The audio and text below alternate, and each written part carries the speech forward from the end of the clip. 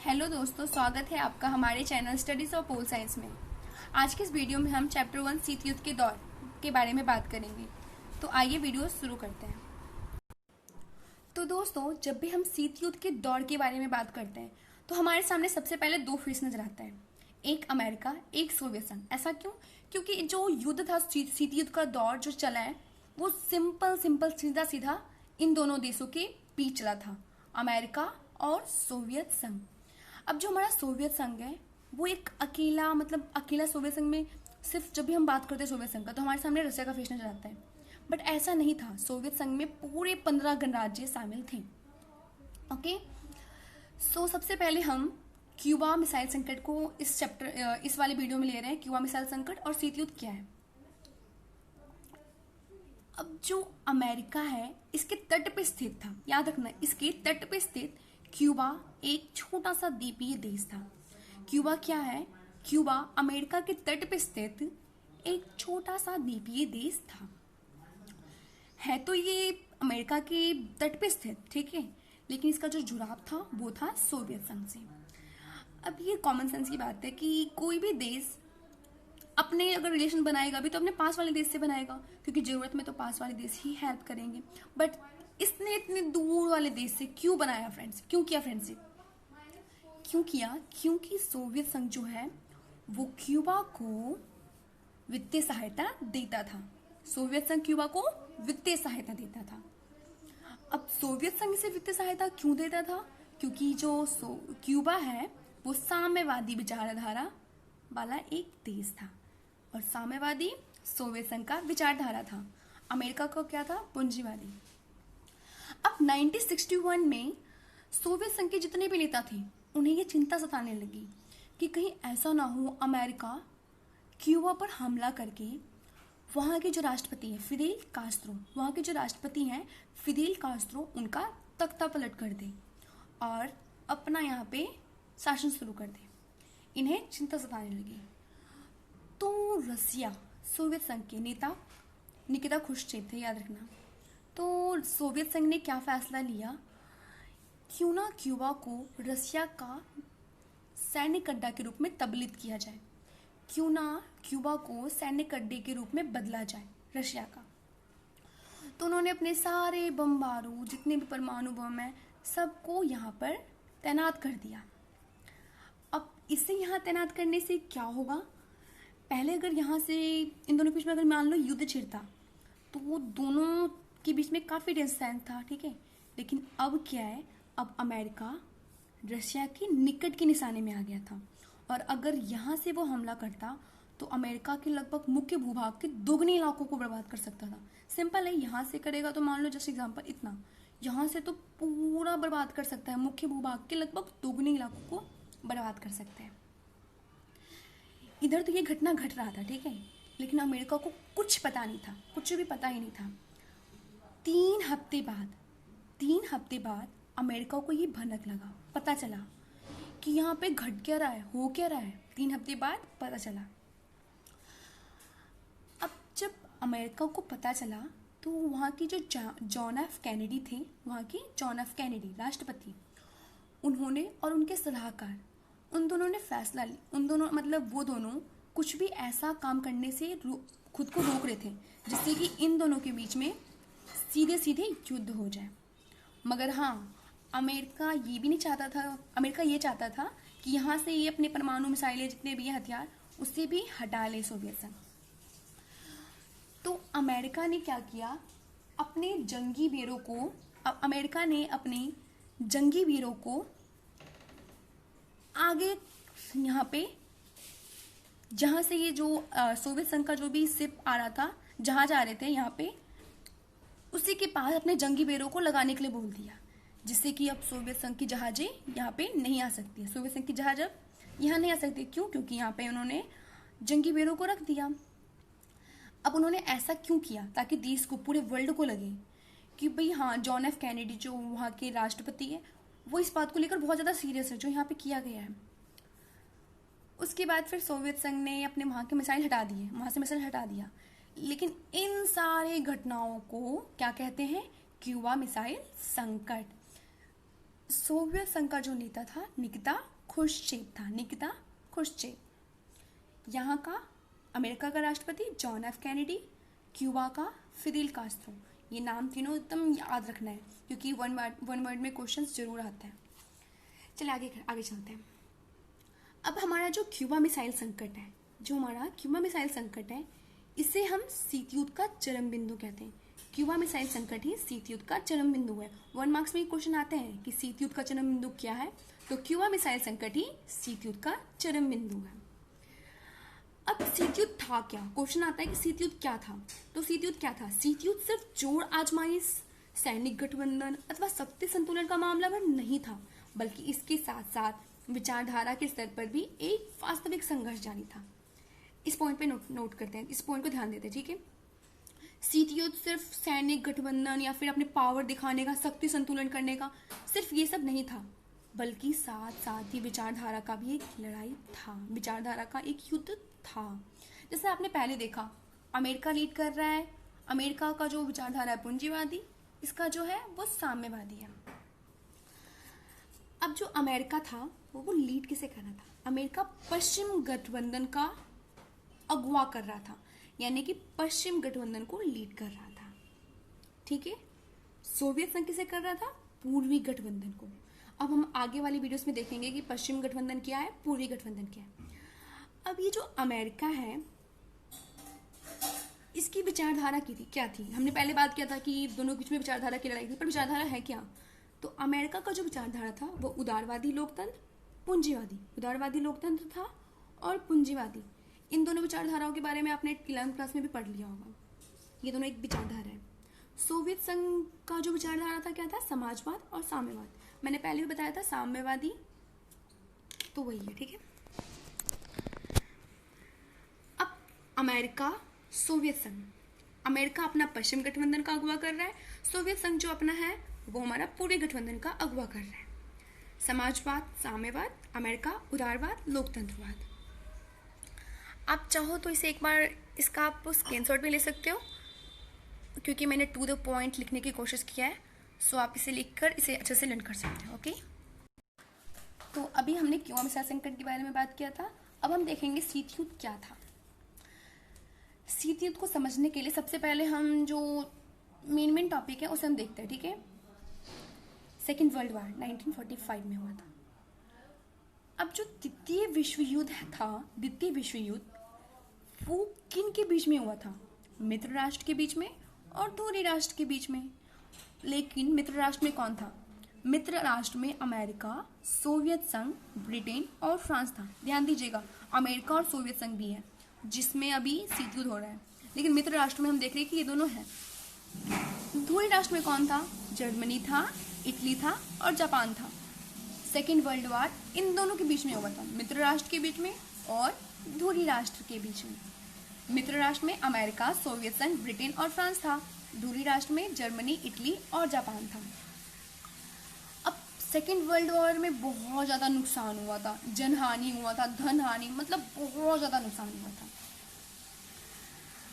First world war, प्रथम विश्व युद्ध, उसमें हानि हुआ था, उसने देश को दहला दिया था, पूरे वर्ल्ड को, पूरे भारत को, अमेरिका, जो भी हमारे देश में जितने मतलब हमारे अर्थ पे जितने भी, पूरा हमारे विश्व को दहला दिया था। उन्हें बहुत ज़्यादा हानि उठाना पड़ा। युद्ध हुआ कब से कब तक था? 1914 से 18 था। लेकिन जो द्वितीय विश्व युद्ध था उससे तो पूरे विश्व को हद से ज़्यादा हानि हो गया। और वो हुआ कब था? 1939 से 45। प्रथम विश्व युद्ध 1914 से 18, द्वितीय विश्व युद्ध 1939 से 45। दूसरा विश्व युद्ध खत्म हुआ और फिर शीत युद्ध का शुरुआत हुआ। तो इसे हम ऐसे कह सकते हैं, द्वितीय विश्व युद्ध का खात्मा ही शीत युद्ध की शुरुआत थी। द्वितीय विश्व युद्ध खत्म हुआ और शीत युद्ध शुरू हुआ था। ये याद रखना, शीत युद्ध की शुरुआत जो है वो द्वितीय विश्व युद्ध के बाद ही है। अब ये द्वितीय विश्व युद्ध के बाद कैसे क्वेश्चन होगा ना, तो वो हम आगे देखते हैं। 1945 में ये घटना है, ठीक है, याद रखना, बहुत ही मतलब जिसने द्वितीय विश्व युद्ध को खत्म किया और हमारे सामने ये शीत युद्ध को लाने में, समझ लो कि शीत युद्ध लाने में एक ही मेन करेगा इसने काम किया है। 1945 में क्या हुआ? 1945 में अमेरिका ने जापान के 2 शहरों पर बम गिरा दिया। ये तो आपने भी सुना होगा कि नागासाकी और हिरोशिमा जापान के 2 जगहों पर 2 शहरों पर बम गिराया था।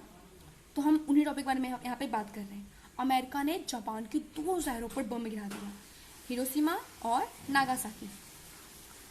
अब इसने बम गिराया, अगर बम गिरा जाएगा परमाणु बम तो उससे बहुत ज़्यादा हमें मार झेलना पड़ेगा। अब जापान की स्थिति इतनी खराब होगी कि वो दूसरे द्वितीय विश्व युद्ध को और कंटिन्यू मतलब शुरुआत अब उसको स्टार्ट नहीं रख सकता था, उसे ख़त्म करना पड़ा, उसे हार मानना पड़ा, जापान को हार मानना पड़ा, जिसका परिणाम क्या हुआ, द्वितीय विश्व युद्ध खत्म हुआ। अमेरिका ने बम गिराया हिरोशिमा नागासाकी पर, जापान के 2 शहरों हिरोशिमा और नागासाकी पर, जिससे जापान को हार मानना पड़ा। परिणाम क्या हुआ, द्वितीय विश्व युद्ध का खात्मा, दूसरा विश्व युद्ध खत्म हुआ।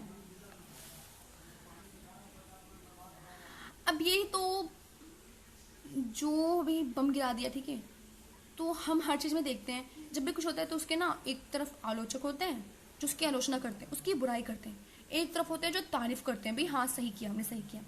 तो इसमें भी ऐसे ही हुआ, जापान पर बम गिराया अमेरिका ने, तो इसके आलोचक भी निकल आए और समर्थक भी। तो चलो आलोचकों को देखते हैं और समर्थकों, उनका मानना क्या था।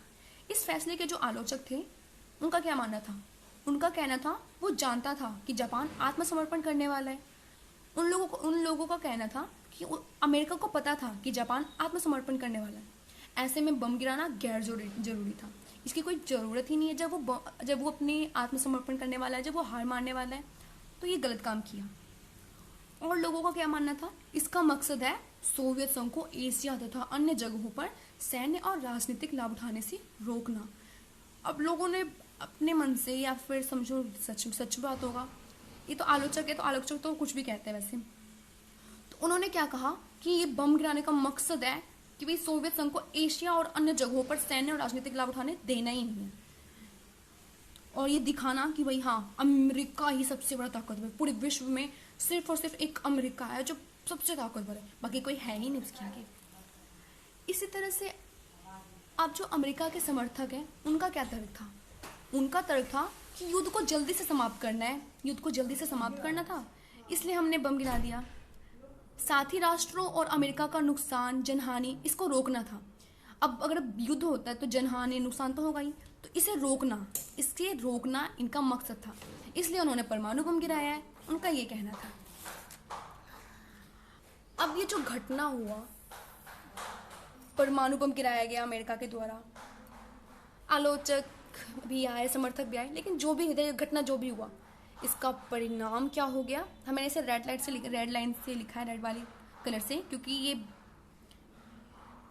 जो हमारा शीत युद्ध में जो शीत युद्ध जिनकी जिस वजह से हुआ, शीत युद्ध जिन दो देशों के वजह से हुआ, जिन 2 देशों के वजह से हुआ, उनका उदय ही यहाँ से हुआ। उन दोनों की दुश्मनी जो शुरू हुई वो यहीं से हुई। इससे पहले तो हमने देखा था कि यहाँ पे मित्र राष्ट्र में नाम आ रहा था अमेरिका और सोवियत संघ का, लेकिन अब ये दोनों ही महाशक्ति के बीच में दुश्मनी शुरू हो गई। परिणाम क्या हुआ, 2 महाशक्ति का उदय हो गया। परिणाम क्या हुआ, 2 महाशक्ति का उदय हो गया। अब शीत युद्ध शुरू होने के पीछे समझ क्या काम कर रही थी, अब शीत युद्ध शुरू होने के पीछे समझ क्या काम कर रहा था। शीत युद्ध शुरू हुआ तो इसके पीछे सिर्फ शीत युद्ध जो हुआ, ये शीत युद्ध ही क्यों हुआ, इसके पीछे समझ क्या था, अब हम ये देखते हैं। परमाणु बम से होने वाले विध्वंस की मार झेलना किसी भी राष्ट्र की बस की बात नहीं थी। अब इसे साइड करते हैं, मैं आपको एक इजी सा एग्जांपल देती हूँ। एक क्वेश्चन है, बताना इससे, ठीक है, उसका आंसर देना। अगर 2 देश हैं, दोनों देश में से एक है परमाणु संपन्न जिसके पास खूब बम बारूद है, एक के पास है कुछ भी नहीं। अच्छा, हम इसे अभी के एग्जांपल में लेते हैं। मान लो ये भारत है, ये है चाइना, जैसे एग्जांपल दे रही हूँ, ठीक है। तो अब जो भारत है वो परमाणु संपन्न है पर उतना नहीं है, ठीक है। इसके मुकाबले इसके पास जो भी हथियार वगैरह कम है, इसके पास तो बहुत हथियार है। मैं जैसे एग्जांपल दे रही हूँ अभी के जो मेन जो हमारी गर्मा गर्म मुद्दे हैं उनको ले रही हूँ, लेकिन इसे सीरियस मत लेना। इसके पास मान लेते हैं कि हथियार कम है, अभी रियल में कम है, ठीक है, इनके पास बहुत हथियार है, तो ऐसे में युद्ध होगा या नहीं होगा, ये सोचो। ऐसे में युद्ध होता है। क्यों? क्योंकि जो जिसके पास ज़्यादा हथियार होंगे, जो ज़्यादा परमाणु संपन्न होगा, ज़्यादा ताकतवर होगा, वो अपने छोटे देशों को दबा देगा, युद्ध करके इन्हें हरा देगा। लेकिन यहीं अगर ये दो देश हैं, दोनों के पास ही परमाणु बम है, ये दोनों ही परमाणु संपन्न है, हथियारों से संपन्न है, तो ऐसे में युद्ध की संभावना खत्म हो जाती है। क्यों? क्योंकि अगर ये युद्ध करेगा, ये दोनों आपस में युद्ध करेंगे, तो दोनों को ही हानि होगा, क्योंकि दोनों के पास ही समान परमाणु बम है, सबको समान हथियार है। अब इसको हम अच्छे से इन पॉइंट्स में समझेंगे। परमाणु बम से होने वाले विध्वंस की मार झेलना किसी भी राष्ट्र की बस की बात नहीं है। मैंने बताया किसी भी राष्ट्र की बस की बात नहीं है। यह एक सीधा साधा लेकिन असरदार तर्क है। किसी की बस की बात नहीं है परमाणु बम की मार झेलना। ये तो हमने पहले भी देख लिया कि जब जापान पे हमला किया था तो कितना ज़्यादा विध्वंस हुआ था। तो अब परमाणु बम की मार झेलना किसी भी देश की, चाहे वो कितना ही अमीर क्यों ना हो, कितना ही ज़्यादा ताकतवर क्यों ना हो, किसी भी देश की बस की बात नहीं है झेलना। तो ये सीधा साधा लेकिन असरदार तर्क है। परमाणु बम से होने वाले विध्वंस की मार झेलना किसी भी राष्ट्र की बस की बात नहीं थी। जब दोनों महाशक्ति के पास इतनी क्षमता हो कि वे एक दूसरे को असहनीय क्षति पहुंचा सके, जब दोनों ही महाशक्तियों के पास इतनी क्षमता हो कि वो एक दूसरे को असहनीय क्षति पहुंचा सके, तो ऐसे में क्या होता है, रक्त रंजित यानी कि मार काट वाली युद्ध की संभावना कम हो जाती है। अब आप सोच रहे होंगे कि ऐसा क्यों, जब दोनों ही पावरफुल है तो वे मार काट वाली युद्ध क्यों नहीं होगा, सिंपल युद्ध क्यों होगा। मैंने अभी आपको बताया था कि जब दोनों ही परमाणु संपन्न होते हैं, जब दोनों के पास ही इतनी क्षमता होती है कि एक दूसरे को नुकसान पहुंचा सकते हैं, तो ऐसे में युद्ध की संभावना टल जाती है। इसलिए शीत युद्ध का जो दौर है उसमें सिर्फ आप खुद एक चीज देखो, शीत युद्ध सिंपल सा बताती हूँ। शीत युद्ध, शीत मतलब ठंडा ठंडा, ठीक है, शीत मतलब होता है ठंडा, युद्ध। तो ये ऐसा युद्ध था, गर्मा गर्म नहीं, ये ऐसा युद्ध था जिसमें कोई मार काट नहीं हुआ, कोई जनहानि नहीं हुआ, ये विचारधाराओं के बीच में युद्ध था। तो यही वही चीज यहाँ बताया गया है, जब दोनों महाशक्तियों के पास इतनी क्षमता हो कि वो एक दूसरे को असहनीय क्षति पहुंचा सकते, इतना क्षति जो उसे सहन नहीं किया जा सकता, तो ऐसे में रक्त रंजित यानी कि मार काट वाला युद्ध होने की संभावना कम हो जाती है। देखो, अगर ऐसे में किसी देश को उकसाया भी जाएगा तो जोखिम मोल लेना नहीं चाहेगा। अब जैसे अभी आप देख रहे हो कि भारत जो है, भारत चीन को उकसा रहा है, हम देख रहे हैं उकसा रहा है, लेकिन फिर भी वो कुछ कदम तो उठा रहा है, पर वो सीधे डायरेक्ट कदम उठाने से डर रहा है, क्योंकि ऐसे में कोई भी जोखिम मोल लेना नहीं चाहेगा। इसे देखो, इससे राजनीतिक फायदा तो होगा कि भाई हाँ वही एक महाशक्ति है, वो जीत गया, राजनीतिक फायदा तो होगा, पर जो उससे विध्वंस होगा वो औचित्यपूर्ण नहीं ठहराया जाएगा। औचित्यपूर्ण मतलब सही, वो सही नहीं ठहराया जाएगा। आगे देखते हैं। परमाणु युद्ध में दोनों को इतना नुकसान होगा कि उनमें विजेता कौन है यह तय करना कठिन होगा। मैंने अभी आपको बताया था कि दोनों को इतना ज़्यादा नुकसान हो जाएगा कि भाई जो विजय होगा ना उसकी कोई वैल्यू ही नहीं, क्योंकि ऑलरेडी वो बहुत ज़्यादा झेल चुका होगा, उसे विध्वंस इतना ज़्यादा होगा कि उसे सही ठहराया जाएगा। तो वही यहाँ बताया गया है, परमाणु युद्ध में दोनों को इतना नुकसान होगा कि उनमें विजेता कौन है यह तय करना कठिन होगा। अगर कोई देश अपने शत्रु पर आक्रमण करके उसके परमाणु हथियारों को नाकाम करना चाहेगा तो भी दूसरे के पास उसे बर्बाद करने लायक हथियार बच जाएगा। जैसे मैं इसे एक एग्जाम्पल के थ्रू बताती हूँ। अभी मान लो चीन जो है, चीन और अमेरिका के बीच में युद्ध छिड़ता है, दोनों ही पावरफुल हम देख रहे हैं।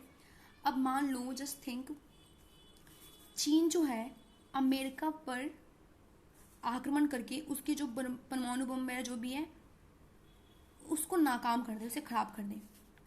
अब अमेरिका के पास तो बहुत परमाणु बम है, तो ये चाहे तो जितना चाहे इतना खराब कर दे, लेकिन फिर भी इसके पास इतने परमाणु बम या फिर इतने हथियार बच ही जाएंगे जिससे कि वो इसको तबाह कर सकता है, खत्म कर सकता है। तो ये यहाँ पे बताया गया, यही चीज यहाँ बताया गया है। अगर कोई देश अपने शत्रु पर आक्रमण करके उसके परमाणु हथियारों को नाकाम करना चाहे तो भी दूसरे के पास उसे बर्बाद करने लायक हथियार बच जाएगा। इसे क्या कहते हैं? इसे ही कहते हैं अपरूप। इसे क्या कहते हैं? अपरूप, यानी कि रोक और संतुलन। दोनों ही पक्षों के पास एक दूसरे के मुकाबले और परस्पर नुकसान पहुंचाने की इतनी क्षमता होती है, दोनों के पास ही एक दूसरे को नुकसान पहुंचाने की क्षमता होती है। जब दोनों ही महाशक्ति है तो ऑब्वियस सी बात है कि उनके पास क्षमता तो होगा ही एक दूसरे को नुकसान पहुंचा सके।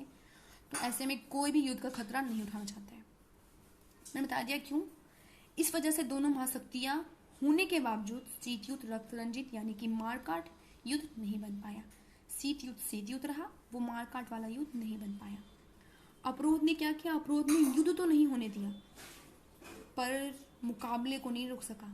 जो परस्पर जो प्रतिबंधता है वो उसे नहीं रोक सका। आगे देखते हैं शीत युद्ध की सैन्य विशेषताएं क्या थी।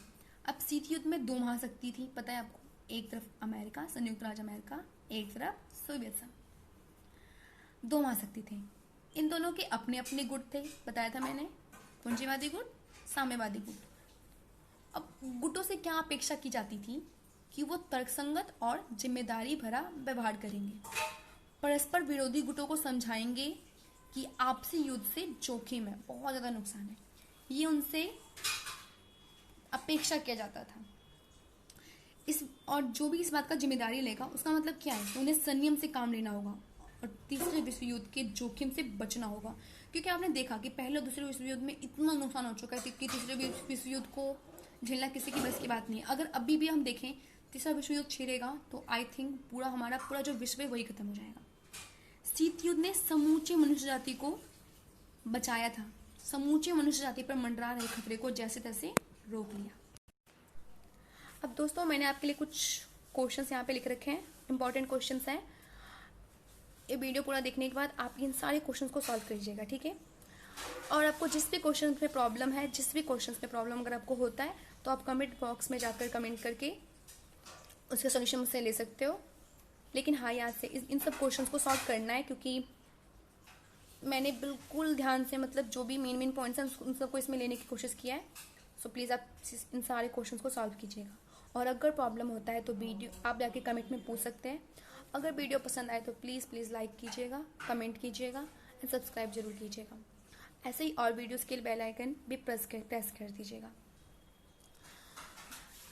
आज की वीडियो में हमने क्यूबा मिसाइल संकट और शीत युद्ध क्या है ये दोनों हमने देखा। नेक्स्ट की वीडियो में हम इसके आगे बढ़ेंगे, वो वीडियो कल तक आ जाएगा। Thank you.